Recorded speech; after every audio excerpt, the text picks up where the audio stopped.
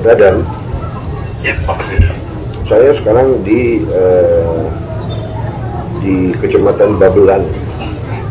Oh, Bapak sedang ke sana? Ya, saya di sana di Kabupaten Bekasi, Kecamatan Babelan. Ya. Ya tapi mereka makannya belum sampai.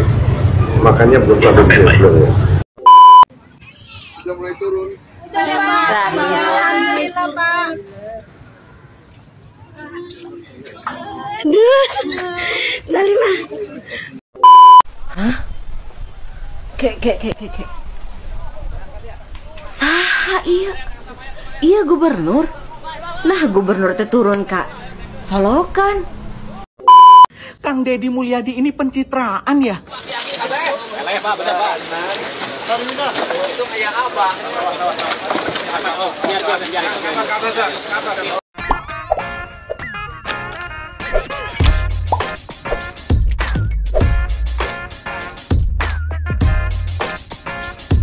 Pak Dadan. Siap, Pak Presiden. Saya sekarang di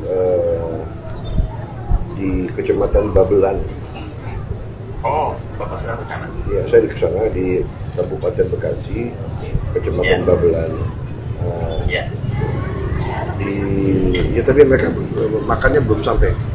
Makannya belum sampai belum ya. Di Kecamatan Babelan. Ya hanya memang kondisi mereka itu masih banyak banjir ini. Sekolah dasarnya SDN 04 masih kerendam, jadi harus dipikirkan nanti bagaimana ya. Jadi gini, kita akan satukan SPG-nya di daerah yang agak tinggi, kemudian bisa kirim ke sekolah-sekolah seperti itu, Pak. Ya nanti dapurnya di tempat yang tinggi ya. Itu Iya betul. Oke. Jadi sementara ini Pak, di Bekasi itu ada satu yang memang tidak operasional kan, namun kerendam, tapi yang lainnya sih enggak.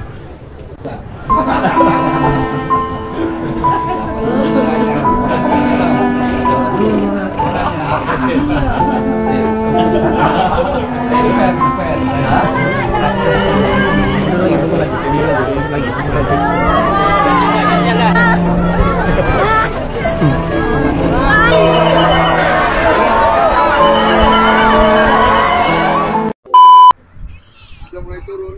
Alhamdulillah, Pak. Aduh, Salimah.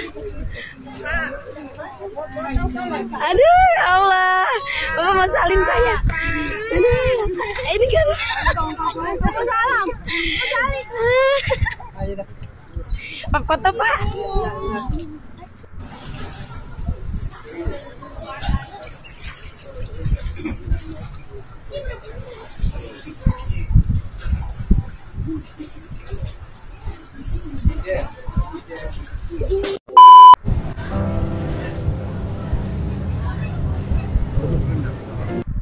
Harusnya pakai perahu karet itu ya, biar gak tenggelam, kasihan.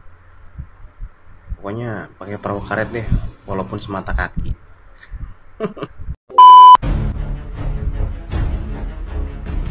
Pak, kalau saya kasih kerjaan Bapak mulai hari ini, ya kan? Iya, Pak. Bapak mungutin sampah di sungai. Ya. Dikumpulin, diangkut ke pinggir, nanti ada petugas yang ngangkutnya. Ya. Tiap hari Bapak menjadi pekerja tetap mungutin sampah, mau nggak? Siapa? Mau nggak? Mau, Pak. Benar. Sehari 100.000. Iya. Mau? Mau. Berapa orang sok yang mau saya kolektifkan? Sapoe 100.000, Pak. Tugas nangke dibagi tugas, walungan dia dibagi. Ya plotnya bagian Bapak, plotnya bagian saha, ini bagian siapa? Ya. Tugasnya mengutin sampah di sungai. Iya. Siapa? Mau nggak? Mau, saya mau, Pak. Sok nanti Bapak nomor HP, buka HP tuh. Nggak punya, Pak. Rumahnya di mana? Pak Kadir. Nanti. Ya, sok ini yang Bapak aja. Nanti diidentifikasi. Nanti langsung saya anggarkan, Pak. Ya. Sok. Itu berapa sungainya panjangnya nih, Pak? Nggak pakai kopi. Ya, Pak. Nanti didata ya. Sungainya berapa, bawaan di pangainya. Nanti orang-orang ini identifikasi oleh Bapak. Mereka menjadi pekerja sungai, Pak. Jadi tugasnya tiap hari dari mulai jam 7 pagi sampai siang itu mengutin sampah di sungai. Siapa, Pak? Kumpulin. Setiap hari kalau dilakukan itu rutin, terus kemudian mereka nanti mengetahui siapa yang buang sampah ke sungai. Dia akan tahu. Ini rumah ini, gitu kan. Nanti tinggal dikoordinasikan dengan Bapak, kan udah ketahuan tuh. Rumah ini yang buang sampah ke sungai. Kang Deddy Mulyadi ini pencitraan ya? Itu kayak apa? Aduh, saya trauma dengan modelan-modelan gubernur yang seperti ini. Jadi inget yang ini.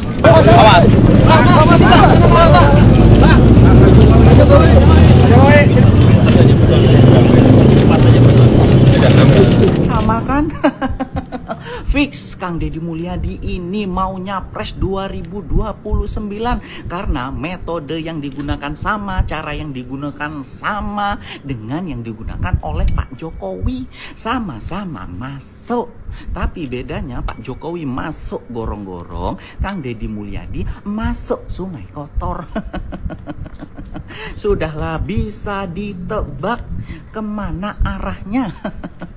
Sekarang Kang Deddy lagi fase mencitrakan diri, membuat nama yang bagus, ya kan? Karena mumpung jadi gubernur. Soalnya langkah untuk menjadi capres itu gubernur dulu kebanyakan. Kalau Pak Jokowi sih sukses, ya kan? Kalau Kang Deddy ini nggak tahu ya ke depan sukses apa enggak. Apa seperti Pak Ganjar gagal? Karena Pak Ganjar juga melakukan hal yang sama loh. Pak Ganjar bikin YouTube, subscribe-nya jutaan, bikin TikTok, followersnya jutaan, Instagram, followersnya juga jutaan, pencitraannya merakyat, dekat dengan rakyat, peduli, wong cilik segala macam lah. Kalau Kang Deddy ini gimana ya kira-kira ya? Akan dipilih oleh rakyat seperti Pak Jokowi apa gagal seperti Pak Ganjar ya? Tapi sejujurnya saya akui kalau Kang Deddy ini kinerjanya bagus, kepemimpinannya bagus, tegas. Pak Kang Deddy ini juga jujur, terus ya layaklah jadi pemimpin masa depan. Saya akui. Tapi yang saya tidak setuju sih cara pencitraannya ya. Kok masih ikut-ikutan yang lama? Apa nggak ada model yang baru? Upgrade gitu Kang Deddy? Upgrade dong dengan cara-cara yang baru. Jangan ikut-ikutan masuk-masuk. Tapi apa yang dilakukan Kang Deddy ini sih masuk. Wah guys, gue yakin banget nih kalau Gibran yang naik perahu karet, naik helikopter, udah pasti sampai 7 turunan pun itu akan tetap dibahas aja. Bahkan gue yakin banget akan dijadiin meme tuh sama orang-orang, sama pendukung sebelah. Tapi untungnya enggak, dia langsung turun ke lapangan, ngecek lokasi, pakai sepatu boot kotor-kotoran lah yang itu malah naik helikopter aja, naik helikopter, terus naik perahu karet, ditarik-tarik sama 10 orang. Ya, gak masalah juga sih, wajar aja guys, wajar. Siapa tahu capek, ya kan? Lagian apa salahnya naik perahu karet? Orang akhirnya kan tinggi banget tuh seleher gue lihat. Terus ada lagi yang naik helikopter, itu mah gak masalah. Kan ada fasilitas negara, sayang kalau gak digunain. Kita itu harus respect, seenggaknya mereka menunjukkan rasa kepeduliannya ya. Walaupun ya caranya agak berbeda-beda aja. Bapak Prabowo Subianto punya wakil presiden kayak gimana sih? Kayak butuh banget validasi gitu. Sampai nyemplung-nyemplung ke area-area banjir, melihat korban-korban banjir gitu. Nyari apa sih Mas Gibran? Nyari simpatik masyarakat gitu. Biar dibilang tuh kalau wakil presiden kita tuh bekerja gitu. Harusnya Mas, jangan nyemplung, jangan nyemplung. No, lihat no, Gubernur Jakarta menggunakan helikopter. Dan satu lagi lihat no, wakil Gubernur Jakarta no, ya kan? Cuma banjir seleher kucing aja pakai apa? Pakai perahu, udah kayak tim SAR, lo tau? Gunain anggaran yang ada, gunain fasilitas yang ada. Jangan tiba-tiba nyemplung doang pakai kaki, jangan. Pakai helikopter, pakai perahu, pakai pesawat. Iya betul. Jangan tiba-tiba nyemplung, nyari apa? Validasi. Haus buat validasi perasaan. Dan juga netizen nih, jangan banyak komen hidup lu, jangan banyak komen. Kemarin-kemarin ya kan, lu pada nyari-nyari tuh. Kita tuh punya wakil presiden gak sih? Kayaknya gak pernah kelihatan deh. Nah, sekarang wakil presiden kita sudah turun, ya kan? Sudah turun ke lapangan nih, ya kan? Sudah kelihatan kerjanya gitu. Jangan komen lagi hidup lu. Enggak, gue bingung deh sama Gubernur Jakarta tuh, ya kan? Ngeliatin banjir dari atas pakai helikopter. Emang kelihatan, Pak? Emang kelihatan itu dalam apa kagak, ya kan? Gimana keresahan warga, ya kan? Kesusahan gimana tuh segala macem gitu. Dan juga satu lagi nih, wakilnya ngapain? Pakai perahu ngapain? Lu mau evakuasi kayak tim SAR gitu. Udah deh buat Mas Gibran, kan ada pesawat ya kan, private jet ya kan, gunain, jangan pakai kaki, belok kotor nanti, oke? Aduh, anak Mulyono ini mah. Apalagi ini anak Mulyono, pencitraan aja nih. Sama banget ya anak Mulyono ini sama bapaknya, suka masuk-masuk got. Apaan dah ini masuk-masuk becek begitu. Ini pasti nih starting point untuk kampanye 2029 lah. Saya yakin anak Mulyono ini juga pengen jadi presiden, makanya begitu. Seharusnya pemimpin itu kayak begini nih. Nah, ini baru pemimpin yang baik, yang bagus, yang jos mah kalau kata saya mah. Ya, karena apa? Karena pemimpin itu harus begini, harus eksklusif. Pemimpin itu haruslah naik perahu karet walaupun airnya selutut. Nah, pemimpin itu haruslah naik helikopter biar bajunya tidak kotor-kotor ya. Jadi di negara ini haruslah tetap harus menjunjung tinggi feodalisme seperti ini begitu. Ya guys ya, pemimpin itu nggak boleh kotor. Jing, kita harus tetap menjunjung tinggi feodalisme. Ngerti ya? Karena feodalisme itu adalah wujud kepemimpinan yang paling top chair di Indonesia ya. Jangan tiru anak Mulyono, apa Anda? Begini nih, naik perahu ke Arab aja ya. Hah? Kek. Saha iya? Iya gubernur. Nah gubernur teh turun Kak Solokan. Pak jadi gubernur mahnya seperti gubernur sabelah. Naik perahu karet, make pelampung, bersih-bersih lah pokoknya mah gitu, cukup pemantau aja. Lain turun ke handap kumaha ini teh. Enggak bukan begitu konsepnya ini mah. Wah, kurang belajar dari yang sebelah ini mahnya. Tapi aduh. Teuing ieu mah asa kumaha. Salah satu kekuatan pencitraan seorang Gibran Rakabuming Raka adalah ia semakin lama dikenal sebagai seorang tukang belusukan. Inilah yang kita lihat ketika ia pergi mengunjungi rakyat yang sedang terdampak dan menjadi korban bencana. Inilah yang kemudian menjadi kekuatan seorang Gibran dalam menampilkan dirinya, bahwa kehadirannya dalam peristiwa bencana banjir besar di sekitar Bekasi dan sekarang hadir dalam peristiwa bencana di Sukabumi, semuanya menampilkan kekuatan pencitraan seorang Gibran. Ketimbang ia menjadi seorang ego yang narsis, maka saya ingin katakan seorang Gibran adalah seorang yang mencitrakan dirinya sebagai pemimpin yang bertanggung jawab pada rakyat yang dipimpinnya. Ia tidak pernah menjadi seorang pemimpin yang egois apalagi narsis. Kehadirannya dalam berbagai kesempatan di mana rakyat membutuhkan hadirnya pemimpin dan hadirnya negara, maka seorang Gibran adalah seorang yang menjadi pemimpin yang bertanggung jawab pada rakyat yang dipimpinnya. Ini berbeda dengan para politisi dan pemimpin di republik ini yang ingin hadir tetapi tidak mau kotor dan tidak mau capek dan tidak mau berlelah, padahal rakyat menangkap citra mereka sebagai pemimpin yang berjarak dengan rakyatnya. Kalau ingin menjadi pemimpin, jangan bangun jarak dengan rakyat. Inilah kekuatan politik dan pencitraan seorang Gibran, bahwa citra Gibran adalah si tukang belusukan. Dia justru diomelin sama emak-emak. Assalamualaikum warahmatullahi wabarakatuh. Gua stitch VT-nya nih si abang ini nih. Bang, udah lihat belum ada video aslinya bang?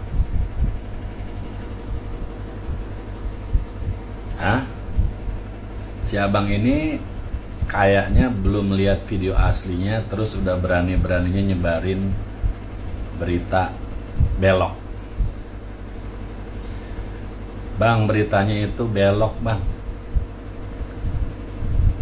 Abang dibikin malu sama video itu Udah gitu ditambah lagi abang mempermalukan diri sendiri, Bang. Kan ini zaman canggih, Bang. Kalau wapres turun ke lapangan, pejabat tinggi turun ke lapangan, RI 1, RI 2 ya, apalagi gitu ya, ke masyarakat, yang pegang handphone kan banyak, Bang. Betul. Dari anak kecil, bocah kecil sampai aki-aki, ini zaman sekarang bisa jadi pegang handphone. Apalagi wapres turun, gitu kan? Ceki-ceki, ngecek-ngecek soal keadaan rumah-rumah yang kena banjir. Yang megang handphone emang cuma satu. Coba logikanya Bang dipakai, Bang. Masa video yang beredarnya cuma satu? Nah, abang sudah mempermalukan diri sendiri, menyebarkan berita yang tidak benar.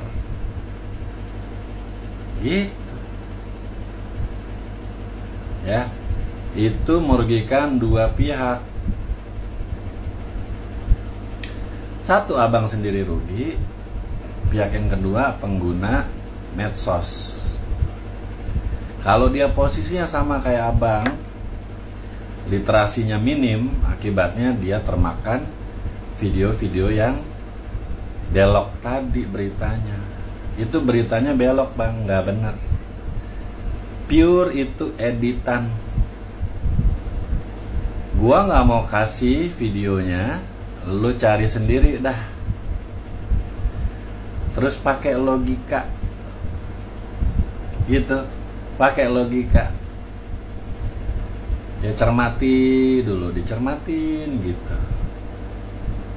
Ini video apa ya bisa begini? Emang yang megang handphone cuma satu. Kalau ada pejabat turun ke masyarakat, coba logikanya gimana? Mana nih video lengkapnya nih? Angle-angle-nya kan pasti beda-beda. Ketahuan deh kalau video itu editan basi. Jadi stop, Bang. Gitu ya, mempermalukan diri sendiri. Stop. Gitu ya, menyebarkan berita-berita hoax. Nggak baik. Nggak baik buat hati, nggak baik buat pikiran juga, Bang. Nggak baik buat bangsa kita. Oke? Kita harus lebih dewasa, lebih bijaksana. Gitu ya, kita jaga nasionalisme kita untuk Indonesia. Hentikan kebencian-kebencian, tebar-tebar kebencian. Mumpung bulan baik nih, mumpung lagi bulan baik. Oke? Untuk Indonesia Mas, Indonesia maju. Wassalamualaikum warahmatullahi wabarakatuh.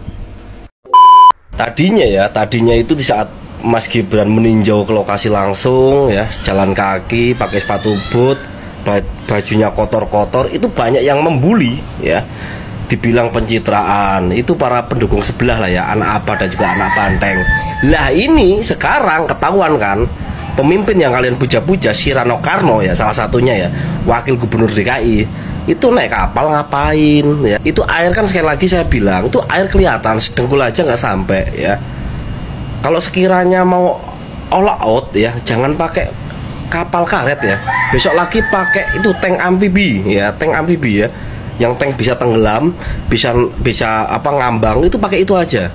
Kalau perlu ya, itu kapal Titanic dipakai sekalian ya. Namanya pemimpin meninjau ya penderitaan rakyat, bukannya ikut merasakan apa penderitaan rakyat, malah main-mainan kapal. Rakyatnya yang narik-narik kapal.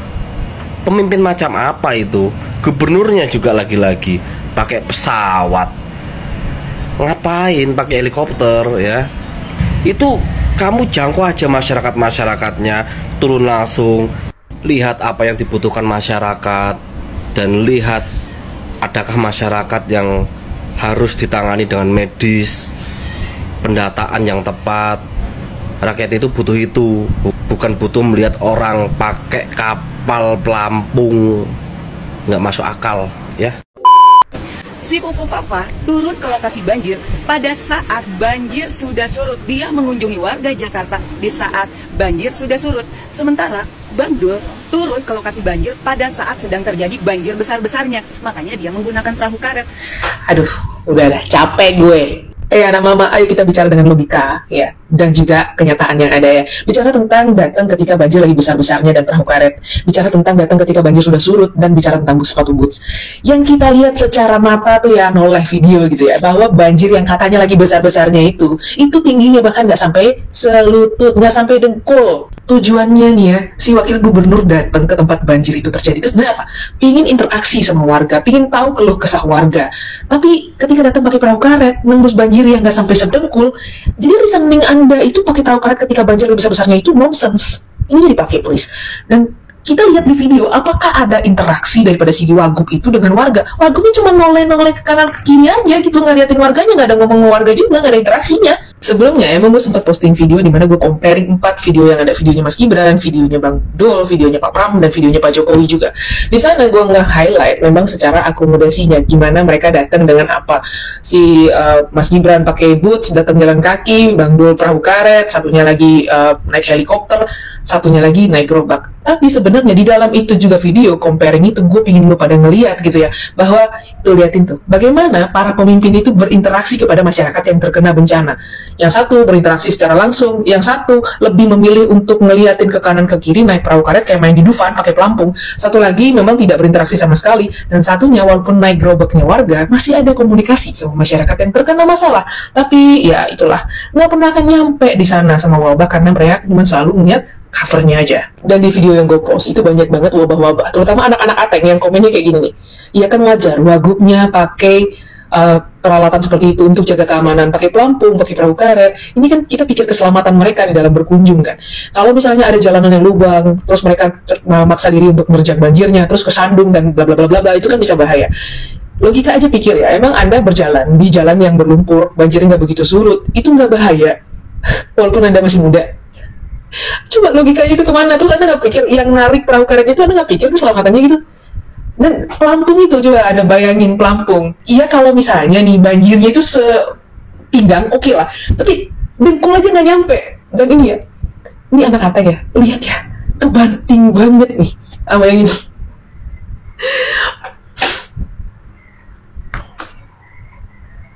Pak Presiden kita usianya itu di atasnya Wagub jauh banget, datang ke lokasi yang mengalami banjir, interaksi sama warga, pakai sepatu boots, jalan, dan kondisi airnya itu kurang lebih sama dengan kondisi air yang dimana ada lewat perahu karet. Paham?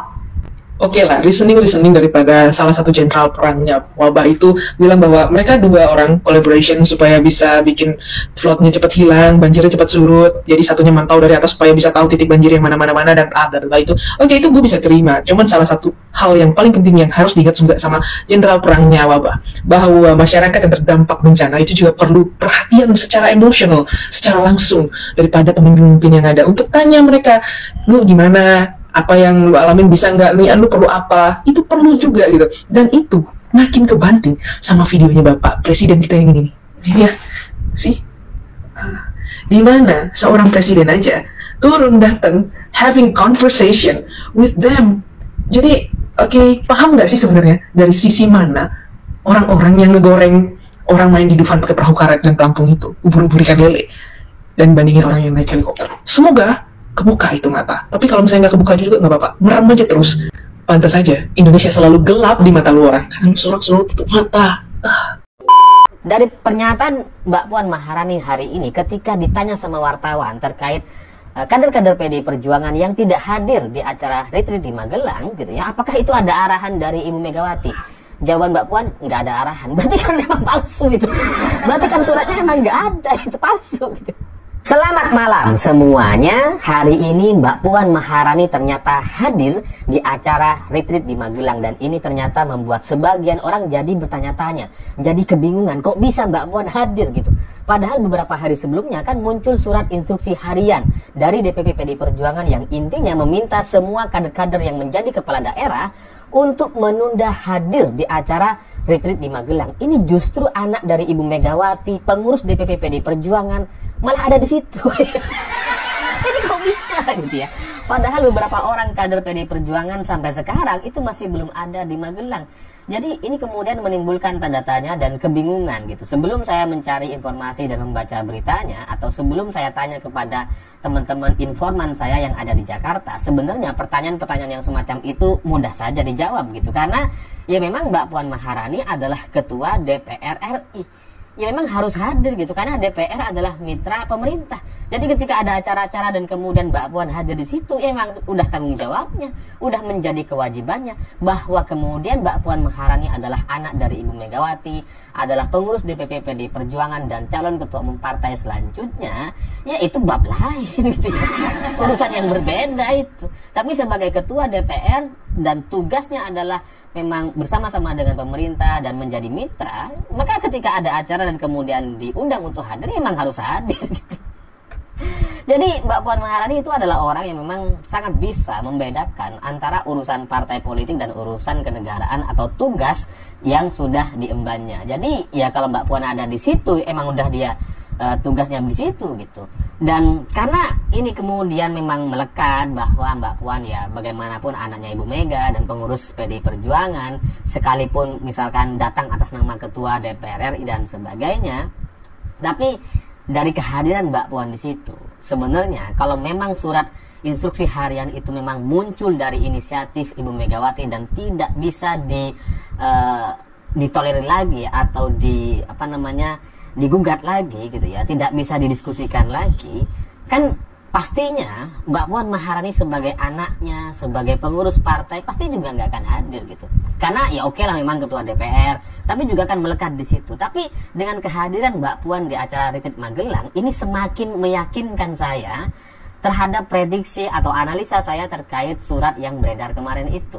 Karena dari beberapa video yang saya sudah sampaikan sebelumnya, memang saya meyakini bahwa itu adalah surat yang palsu.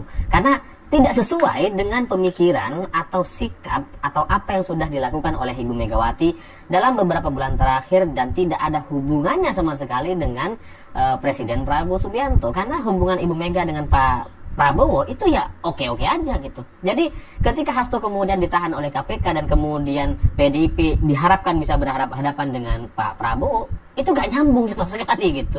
Jadi ini bagi saya adalah surat yang palsu, atau dalam istilah di IT atau di software itu ya seperti asli tapi palsu gitu. Kelihatan asli tapi palsu sebenarnya.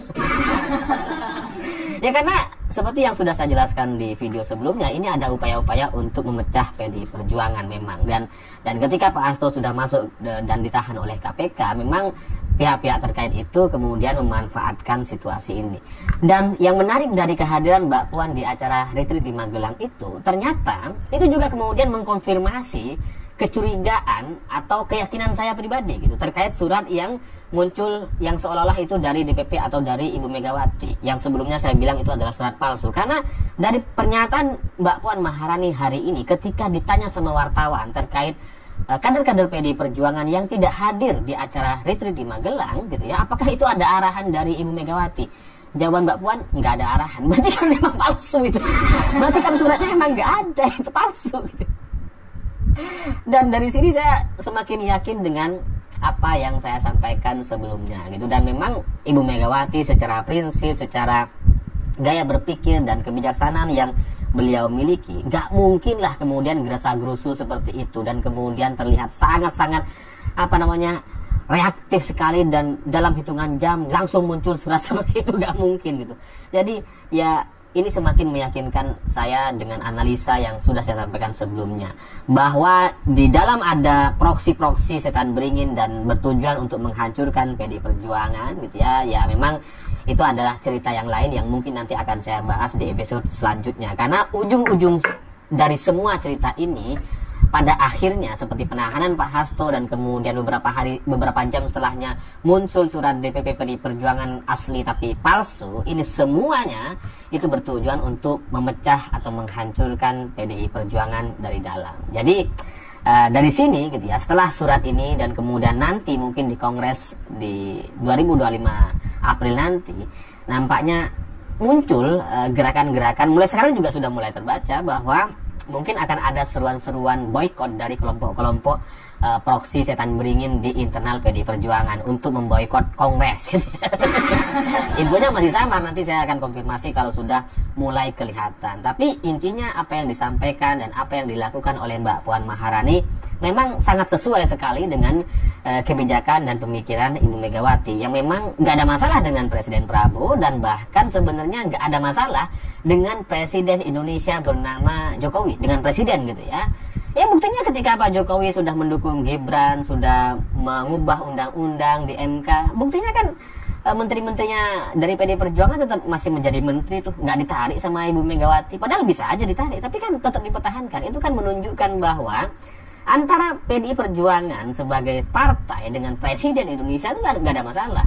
Yang bermasalah dengan pribadinya, dengan sosoknya gitu, dengan Jokowi yang kemudian mengubah undang-undang di MK dan kemudian memaksakan Gibran untuk bisa menjadi cawapres, itu yang kemudian menjadi masalah. Tapi bagi Mbak Puan Maharani ya juga sama seperti Ibu Megawati, sangat-sangat bisa membedakan dan menegaskan bahwa tidak ada urusan antara urusan pribadi dengan urusan kenegaraan atau partai politik dan hukum. Semuanya harus benar-benar dipisah-pisah. Jadi bahwa ada masalah pribadi, ada pengkhianatan yang dilakukan oleh seorang kader bernama Jokowi kepada PDI Perjuangan gitu ya, itu memang adalah sebuah fakta yang tidak bisa dinafikan gitu. Tapi ya urusan partai dan bangsa ini dengan negara ini ya jangan kemudian dicampur aduk dengan urusan pribadi gitu. Jadi urusan konstitusi untuk urusan kenegaraan memang Mbak Puan ini sangat-sangat sesuai sekali dengan apa yang disampaikan oleh Ibu Megawati. Dan sebagai mitra, sebagai ketua DPR, mitranya pemerintah ya memang nggak punya pilihan gitu selain mendukung. Makanya ketika Mbak Puan hadir terus kemudian menyampaikan bahwa DPR sebagai mitra strategis siap mendukung pemerintahan Presiden Prabowo, ya nggak ada pilihan gitu. Justru aneh kalau kemudian DPR nggak dukung pemerintah, ngapain ada DPR? Gitu. Mending nggak usah ada DPR kalau DPR tidak mau mendukung pemerintah gitu. Bahwa di sisi lain secara politik partainya PDI Perjuangan dikerjain gitu ya, muncul partai coklat lah dan sebagainya, ya itu urusan bab yang lain. Bahwa pelakunya sama, orang-orangnya sama dan sebagainya, ya itu bab lain. Nanti ketika ada pemilu lagi ya, dan kemudian ingin melakukan diskusi atau negosiasi politik, itulah yang kemudian nanti akan dibuka gitu ya, sejarah dan bagaimana dulu perlakuan Pak Jokowi dan keluarganya kepada PDI Perjuangan. Tapi kalau untuk urusan retreat dan urusan kenegaraan dan memang diundang oleh presiden, acara pemerintah, ya nggak ada urusan dengan masalah-masalah pribadi atau politik gitu. Itu urusan yang berbeda lagi. Toh nanti pada akhirnya pemilu itu kan ada setiap 5 tahun sekali gitu. Jadi ya nggak usah khawatir dengan perbedaan-perbedaan politik, karena urusan soal masalah negara ini tetap harus diselesaikan secara bersama-sama. Tapi dari apa yang disampaikan oleh Mbak Puan Maharani dan kemudian muncul beritanya hari ini, itu sangat melegakan saya gitu, karena analisa saya dan kemudian kesimpulan saya bahwa surat itu adalah surat yang palsu atau asli tapi palsu, itu sebelumnya diprotes oleh banyak orang gitu. Banyak orang kemudian meragukan saya mendapatkan informasi dari mana. Enggak perlu tahu lah informasinya dari mana. Enggak, itu bukan informasi, itu analisa dan hasil pemikiran atau perenungan saya terkait surat tersebut gitu. Karena saya mengenal Pak Hasto dengan baik dan kemudian beberapa minggu sebelum ditahan oleh KPK itu saya juga masih sempat ketemu, sehingga secara pemikiran, secara kebijakan dan kebijaksanaan dan apa yang dilakukan, saya paham betul, lumayan paham lah gitu ya, bahwa situasi politik yang ada di internal PDI Perjuangan ini memang sangat rumit, dan kemudian itulah yang membuat tidak banyak orang berani berbicara seperti ini. Tapi ya karena saya orang ada di luar, ya bebas saja untuk kemudian menganalisa, dan tidak mungkin dikasih sanksi sama partai karena bukan kader gitu kan. Jadi aman-aman aja pastinya. Dan itu semoga menjadi pengetahuan kita semua, dan semoga pada akhirnya menurut saya memang untuk urusan-urusan politik itu ya dipisahkan saja dengan urusan kenegaraan atau kepentingan bersama. Karena seberbeda apapun kita, sekeras apapun kritik yang kita sampaikan kepada pemerintah, kepada banyak sekali kasus korupsi dan sebagainya, pada ujungnya pasti keinginan kita itu sama. Kita ingin negara ini menjadi lebih baik ke depannya. Saya pikir itu. Terima kasih sudah menonton. Begitulah kura-kura.